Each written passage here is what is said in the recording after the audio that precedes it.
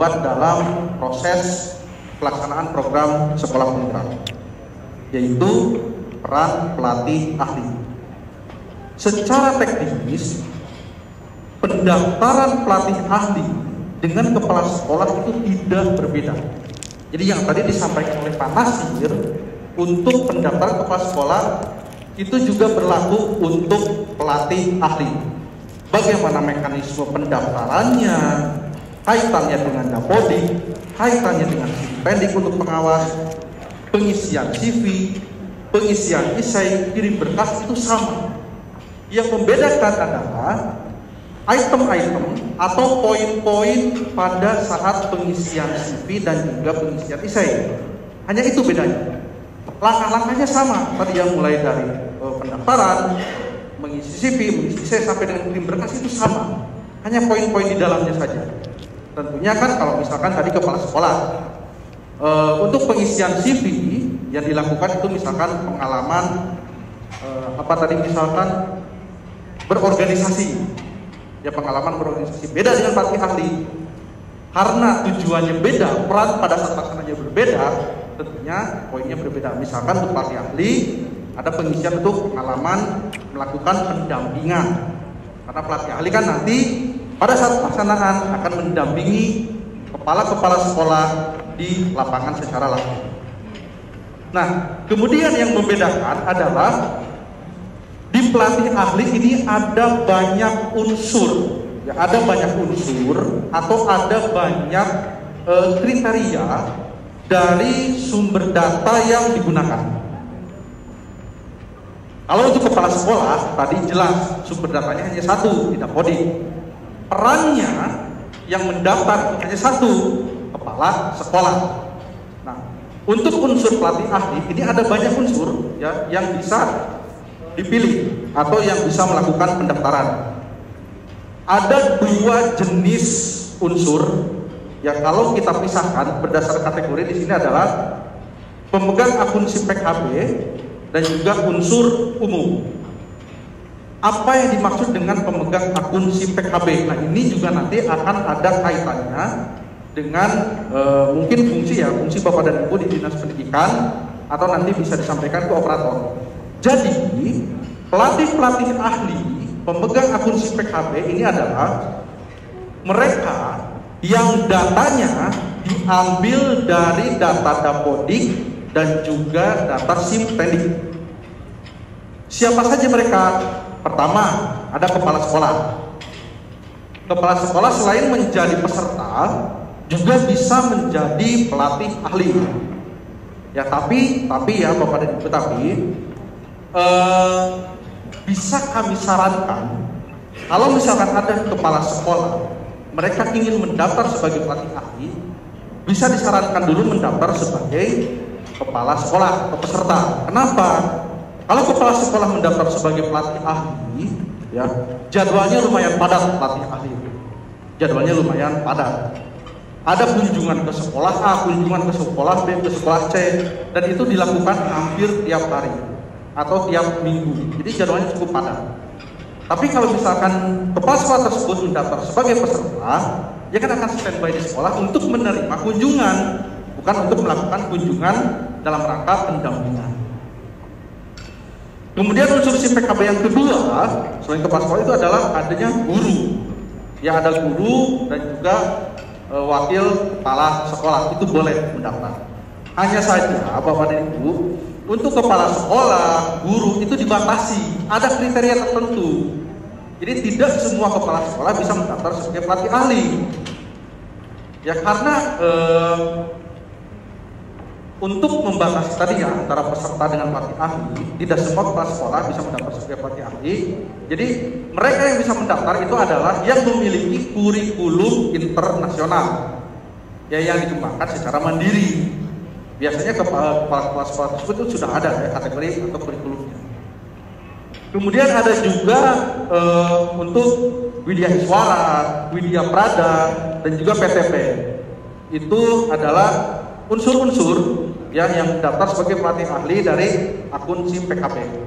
Kemudian ada juga unsur umum. Nah, ini unsur umum ini Bapak dan Ibu adalah mereka yang istilahnya tidak terkait dengan kedinasan, tapi memiliki peran tertentu di bidang pendidikan.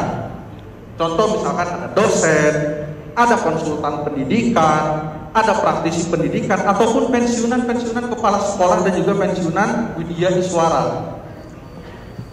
Nah, sebetulnya kan mereka datanya itu sudah tidak ada. Contoh misalkan pensiunan kepala sekolah, datanya sudah tidak ada di Dapodi. Makanya dikategorikan sebagai kategori unsur umum. Dosen juga sama. Nah, lalu apa sih bedanya antara pelatih ahli unsur umum dengan unsur akuntansi PKB? Secara mekanisme pendaftaran, secara mekanisme seleksi, secara peran nanti pada saat pelaksanaan itu tidak ada bedanya sama sekali. Yang berbeda adalah di langkah untuk melakukan pendaftaran. Mohon izin, Pak Nasir bisa digeser. Nah, seperti ini. Tadi saya katakan ya, ada unsur SIM PKB, ada unsur umum. SIM PKB datanya diambil dari Dapodik. Datanya ini sudah ada di Dapodik.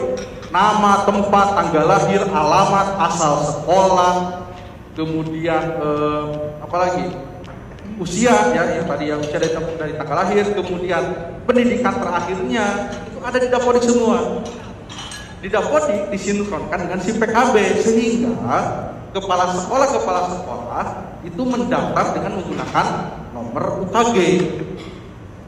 Berbeda dengan unsur umum, dosen, praktisi pendidikan, pensiunan, konsultan pendidikan, mereka kan datanya tidak ada di Dapodik. Tidak ada datanya di Simpendik. Mereka tidak punya sumber data, acuan datanya tidak ada. Makanya mereka daftar dengan menggunakan data pribadi, melakukan pengajuan pendaftaran. Hanya itu bedanya. Jadi sekali lagi, kalau unsur SIM PKB, mereka mendaftarnya dengan menggunakan nomor UKG dari data Dapodik. Unsur umum, mereka mendaftar dengan menggunakan data pribadi, sama seperti kita mendaftar apa ya istilahnya, online shop, mendaftar Facebook, Instagram, kita kan isi namanya siapa, tempat tanggal lahir, alamat emailnya dan sebagainya, nomor handphone dan sebagainya. Nah, agar data-data tersebut ini nanti digunakan pada saat pengisian CV. Tadi kan kepala sekolah yang disampaikan Pak Nasir, pengisian CV-nya diambil tuh dari data Dapodik. Sehingga ketika ada ketidaksesuaian data, yang diperbaiki adalah Dapodiknya. Unsur pengawas, ketika ada ketidaksesuaian data, yang diperbaiki adalah Simpendiknya. Nah, kalau unsur umum, ketika ada ketidaksesuaian data, yang diperbaiki ya informasi pribadinya. Seperti itu. Mungkin. Nah, ini ya yang tadi saya sampaikan, pengisian tempat, tanggal lahir dan sebagainya. Next. Nah, nantinya sistem itu akan mengirimkan ya sejenis notifikasi ke email pribadi mereka. Itu tadi bedanya ya, yang tadi saya sampaikan berkali-kali. Kepala sekolah unsur SIM PKB daftarnya menggunakan nomor UKG, unsur umum menggunakan biodata ataupun email. Kenapa menggunakan email? Karena untuk aktivasinya nanti dilakukan melalui email pribadi mereka. Ya tadi sama seperti kita daftar online shop ya, Shopee, Tokopedia, Bukalapak. Kita kan diminta mengirimkan email, pengisi email. Aktivasi pemberitahuan apapun akan dikirimkan melalui email kita. Seperti itu. Next, Pak Nasir. Nah, ini contohnya seperti ini ya. Nanti untuk yang unsur umum, jadi ada kode aktivasi atau link aktivasi yang dikirimkan ke email. Ini membuat passwordnya. Next, aktivasi akun berhasil. Next, nah tinggal login. Nah, sampai dengan di sini sebetulnya langkah selanjutnya itu akan sama. Yang membedakan kita lihat di sini, yang membedakan. Tadi ya, kepala sekolah itu mendaftarnya atau loginnya kan menggunakan akun SIM PKB yang 2015 sekian, 2016 sekian. Untuk pelatih ahli dari unsur umum, daftarnya atau loginnya dia menggunakan email pribadi. Itu hanya di situ bedanya. Next, nah ini kan semua sama ya. Mendaftar, pengisian CV, pengisian essay. Nah, sama seperti ini. Nah, ini yang membedakan tadi. Kalau di kepala sekolah kan ada pengalaman berorganisasi ya dan sebagainya. Di sini ada pengalaman melakukan pendampingan dan pembimbingan. Karena tugas utamanya nanti pada saat pelaksanaan itu adalah melakukan pendampingan kepada sekolah-sekolah atau kepala sekolah di program sekolah penggerak. Lanjut, Nasir mungkin. Nah, ini sama, ada riwayat pendidikan pengalaman ya atau informasi umum. Bisa dilanjut. Nah, sama seperti ini. Lanjut lagi.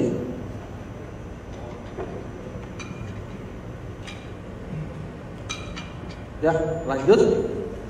Nah, di sini ya ada juga berbeda sedikit terkait dokumen penting. Kalau tadi kan di kepala sekolah itu hanya ada 2, KTP dan surat pernyataan dari atasan. Untuk unsur pelatih ahli, walaupun mereka berasal dari kepala sekolah ataupun pengawas, tetap wajib mengunggah dokumen-dokumen ini. Ada 4. Pertama KTP. Yang kedua adalah ijazah pendidikan terakhir. Yang ketiga adalah fakta integritas. Yang keempat adalah surat izin ataupun referensi. Nah, pembeda di dokumen penting ini adalah ada di fakta integritas. Tadi kepala sekolah ya di peserta, fakta integritasnya itu di-generate otomatis oleh sistem. Kalau di sini fakta integritasnya, template-nya disediakan oleh sistem, tinggal diisi oleh pelatih ahli. Kenapa tidak di-generate oleh sistem? Karena untuk unsur umum namanya kan tidak ada. Ya, tidak ada sumber datanya. Lanjut. Ini juga KTP sama seperti yang tadi ya, kepala sekolah. Lanjut, Pak Masjid. Ini pengisian CV sudah lengkap. Nah, seperti ini sama ya. Jadi baik kepala sekolah maupun pelatih ahli sama-sama diwajibkan mengisi informasi umum dan dokumen penting. Sisanya tadi semua. Lanjut ini. Nah, ini isai yang tadi Bapak dan Ibu ya, yang tadi disampaikan oleh Pak Nasir bahwa dari isai ini ya, dari isai ini tadi sudah disampaikan memang di isai ini tidak ada pertanyaan yang eksak atau tidak ada pertanyaan yang membutuhkan jawaban yang pasti. Ya, dari 8 poin isai dan ada sub-sub poinnya, atau kalau ditotalkan ada sekitar 28 pertanyaan isai, itu semuanya berkaitan dengan pengalaman peserta. Jadi pertanyaannya hanya seputar apa yang sudah dilakukan, sedang dilakukan, atau akan dilakukan oleh peserta ataupun pelatih ahli dalam program sekolah penggerak atau pengembangan pendidikan di sekolah masing-masing. Hanya seputaran pengalaman itu. Makanya tadi Pak Nasir sampaikan bahwa jika ada kepala sekolah yang jawabannya sama persis dengan kepala sekolah yang lain atau sama persis dengan yang ada di internet, minimal 25-30% itu akan dianggap plagiarisme dan langsung di-drop oleh sistem. Kenapa? Karena gak mungkin ya antara satu kepala sekolah dengan kepala sekolah lain pertanyaannya sama persis, itu tidak mungkin. Karena isai ini hanya seputar pengalaman, ya apa yang sedang dilakukan, sudah dilakukan dan yang akan dilakukan. Kemudian tadi jawaban tidak bisa diubah, ya, one shot. Ini pengalaman ya dari tahun bulan lalu sampai dengan pendaftaran kemarin, banyak yang bertanya, Pak, kayaknya saya salah deh ngisi isai nomor 1, bisa tidak dibatalkan atau diubah? Tidak bisa. Jadi aturannya memang sudah seperti itu. Ya, aturannya memang untuk isai itu hanya one shot, 1 kali kesempatan, 1 kali mengisi, 1 kali kirim. Ketika dikirim sudah tidak bisa diubah lagi.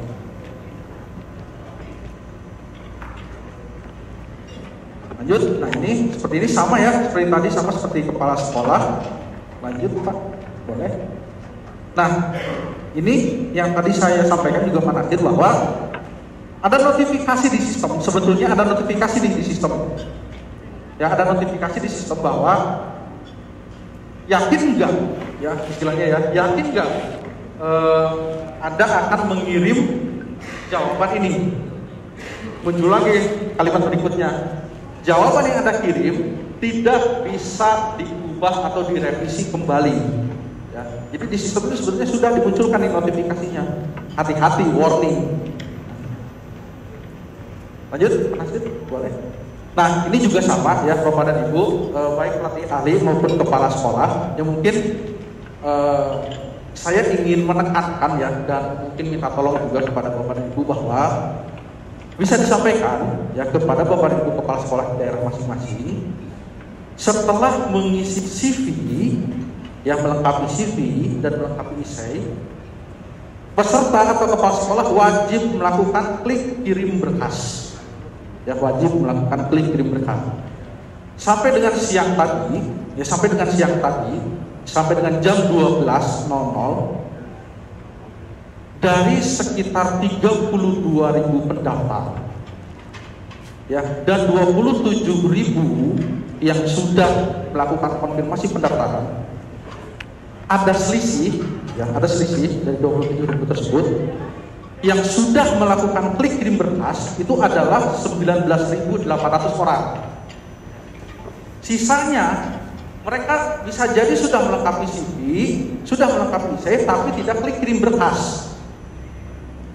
Ya kasihan Bapak Ibu sudah capek-capek, misalkan mereka sudah kirim CV, sudah melengkapi CV, sudah melengkapi essay, tapi tidak mengirim berkas. Efeknya apa? Efeknya data mereka itu tidak akan sampai ke loker panitia, ya, tidak akan sampai ke loker panitia, tidak akan bisa diverifikasi oleh panitia. Jadi yang dilakukan oleh kepala sekolah mengisi CV, mengisi essay, kalau tidak kirim berkas, itu tidak akan dinilai oleh panitia karena tidak sampai. Ibaratnya begini analoginya. Kalau tadi Pak Nasir beli tiket pesawat, kalau saya analoginya, ya Bapak dan Ibu, saya punya paket nih, baju dan celana. Bajunya sudah saya setrika, celananya sudah saya setrika, sudah saya lipat rapi, sudah saya bungkus, ya bungkus pakai plastik atau kantong kresek ya, atau bungkusan paket. Sudah saya kasih alamatnya akan dikirim ke sini. Tapi nggak saya kirim ke jasa ekspedisi. Nyampe nggak paketnya ke penerima? Nggak nyampe. Ya udah dibungkus rapi, udah disiapkan, tapi tidak dikirim paketnya, nggak nyampe ke penerima. Nah seperti itu juga untuk pengisian CV dan essay. Selisih sampai dengan tadi siang, ya selisih dengan sampai tadi siang, ada sekitar 3.500 kepala sekolah yang CV dan essay-nya sudah selesai, tapi tidak mengklik kirim berkas. Nah mungkin ini Bapak dan Ibu bisa disampaikan ya kepala sekolah masing-masing di daerah masing-masing. Silakan yang sudah melengkapi CV, sudah melengkapi essay, bisa diklik kirim berkas. Yang ada 3.500 kepala sekolah yang sudah melengkapi CV dan essay tapi tidak klik kirim berkas. Kasihan. Bisa jadi karena mereka tidak tahu informasi, bisa jadi lupa dan sebagainya. Mungkin bisa disampaikan. Ada juga Bapak Ibu banyak juga yang bertanya, Pak saya sudah kirim berkas, tapi kayaknya saya lupa surat pernyataan yang saya unggah itu yang tidak ada tanda tangannya. Atau tadi yang Pak Nasir bilang, kayaknya saya lupa deh, foto KTP yang diunggah itu adalah foto kamar mandi saya. Gimana nih cara memperbaikinya, padahal berkasnya sudah dikirim. Ya, berkasnya sudah dikirim, tapi mau diperbaiki bisa tidak?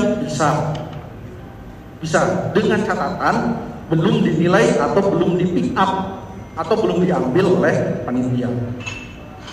Ya jadi berkasnya masih bisa dibatalkan, setelah dikirim bisa dibatalkan dan diperbaiki kemudian dikirim lagi. Analoginya tadi sama paket tadi, bajunya, celananya sudah saya lipat, sudah saya bungkus, ya, saya kirim ke jasa ekspedisi, ke JNE, misalkan saya kirim ke JNE. Saya baru sadar, waduh, baju yang saya kirim tadi itu harusnya warna hijau, yang saya packing malah warna merah. Paketnya masih di jasa ekspedisi nih, bisa diambil lagi tidak? Bisa. Ya kita tinggal datang ke JNE, ambil paketnya, kita ubah, kita bongkar, ganti bajunya yang warna hijau dengan warna merah. Ini juga sama. Berkas yang sudah dikirim, asalkan belum diverbal oleh panitia, jadi besok sudah mulai diverbal sebetulnya. Besok itu sudah mulai proses verbal oleh panitia pusat. Berkas yang sudah dikirim, asalkan belum diproses oleh panitia itu masih bisa dibatalkan. Lalu bagaimana untuk berkas yang sudah dikirim tapi diverbal oleh panitia, sudah diverbal atau dalam proses verbal oleh panitia? Ya tinggal tunggu kabar saja. Tadi disampaikan oleh Pak Nasir. Ini mungkin tidak menjadi tugas ya di Bapak dan Ibu, tapi ini pasti nanti banyak pertanyaan. Pada proses verbal, Bapak dan Ibu, ya, pada proses verbal itu ada 3 kategori yang akan dieksekusi oleh panitia pusat. Pertama, kategori pertama adalah berkas disetujui, aman, CV-nya oke, misalkan biodata dan sebagainya, surat pernyataan dari atasan oke, sip, mantap, sangat sudah sesuai, itu diterima. Kondisi yang kedua adalah berkas tersebut ditolak oleh panitia. Kenapa ditolak? Bisa jadi karena perbedaan yang sangat signifikan, atau memang berkasnya misalkan tidak memenuhi persyaratan sama sekali. Ya ditolak itu nanti sudah pasti kepala sekolahnya gugur dan tidak bisa melanjutkan ke seleksi tahap kedua. Yang ketiga ini adalah yang revisi, revisi atau perbaikan. Nah ini yang tadi disampaikan oleh Pak Nasir, Bapak dan Ibu, boleh disampaikan ke kepala sekolah mulai besok sampai dengan tanggal 10 nanti, harap rajin-rajin membuka SIM PKB. Kenapa? Karena notifikasi perbaikan hanya akan dikirimkan melalui aplikasi SIM PKB. Misal tadi KTP-nya salah unggah, tapi biodatanya benar nih, biodatanya sudah sesuai, di surat pernyataannya sesuai. Mungkin foto KTP-nya buram atau tidak terbaca seperti itu ya, atau tadi salah unggah foto kamar mandi, itu di feedback oleh panitia untuk diperbaiki. Nah, apa yang dilakukan oleh kepala sekolah? Perbaiki apa yang diminta oleh panitia, karena nanti ada catatannya apa yang harus diperbaiki. Perbaiki apa yang diminta oleh panitia, kemudian lakukan kirim ulang. Analoginya, saya kembali ke analogi ini biar gampang. Paket yang tadi kita kirim sudah sampai itu ke penerima, penerimanya komplain. Loh, kok ini celana pendek, saya minta celana panjang, diretur oleh si penerima, balik lagi ke kita. Apa yang kita lakukan? Ya perbaiki paketnya, kirim ulang dengan celana panjang. Apakah kita hanya melipat dan membungkus celana panjang saja? Tidak, kita harus kirim ulang. Jadi ketika kepala sekolah menerima notifikasi, silahkan perbaiki foto KTP, unggah dengan yang lebih jelas. Misalkan, silahkan unggah surat pernyataan yang bertanda tangan kepala dinas, misalkan. Nah, yang dilakukan kepala sekolah kan datang lagi ke dinas pendidikan, minta tanda tangan kepala dinas, kemudian diunggah lagi dan kirim lagi ke panitia. Nah, di angkatan pertama, Bapak dan Ibu, hal-hal seperti ini itu banyak terlewat oleh kepala sekolah. Tahun lalu itu ada sekitar 1.700 kepala sekolah yang sudah mengisi CV, sudah mengisi saya tapi tidak klik kirim berkas. Nah, di tahun ini mudah-mudahan ya masih ada waktu 5 hari sampai dengan tanggal 10. Yang selisih tadi ada 3.500 kepala sekolah sudah mengisi CV, sudah mengisi essay, itu nanti silakan diarahkan untuk segera klik kirim berkas agar masuk ke loker panitia. Nah, mungkin itu saja Bapak dan Ibu ya yang bisa saya sampaikan. Jadi ada 2 poin penting Bapak dan Ibu ya, saya langsung. Ada 2 poin penting dalam pendaftaran PSP ini, baik untuk peserta dan pelatih ahli.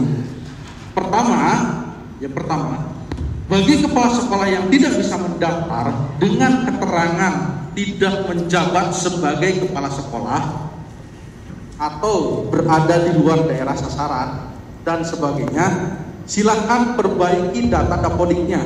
Ya, tidak ada cara lain, Bapak dan Ibu. Jika tidak bisa mendaftar, perbaiki data dapodiknya. Setelah data dapodik diperbaiki, tunggu maksimal 2 kali 24 jam. Maksimal 2 kali 24 jam. Kemudian nanti silakan coba mendaftar lagi. Itu resume pertama. Resume yang kedua, Bapak dan Ibu, silakan di follow up ke kepala sekolahnya, ya disampaikan. Bagi yang sudah menyelesaikan CV dan sudah menyelesaikan essay, sudah centang hijau dua-duanya, segera klik kirim berkas atau submit. Karena tadi ada 3.500 kepala sekolah yang teridentifikasi belum kirim berkas. Mungkin itu Bapak Ibu ya yang bisa saya sampaikan.